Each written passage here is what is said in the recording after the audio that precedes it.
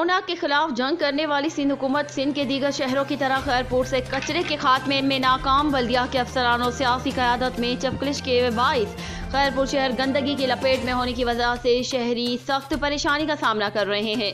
खैरपुर जिले इंतजामिया और बल्दिया के अफसरान की नाअहली, गफलत और लापरवाही के बायस शहर का हुस्न फारूक आजम चौक पंचगल्ला टावर के करीब सामने कचरा कुंडी कायम करके शहरियों को कोरोना वायरस से क्या बचाएंगे, बल्कि पेट, जिल्द, मलेरिया, टीबी समेत मुख्तलिफ बीमारियों में मुब्तला कर रहे हैं। शहर भर में गंदगी के ढेरों से उठने वाले ताफुन और उबलते गटर और गंदे नालों का पानी शहर में जोहर का मंजर पेश कर रहा है। शहरियों ने हुक्काम वाला से मुतालबा किया है कि कोरोना वायरस की तरह शहर से कूड़ा करकट, कचरे, मोहल्ले, गलियों, सड़कों पर खड़े गंदे पानी की झीलों से निजात दिलाई जाए।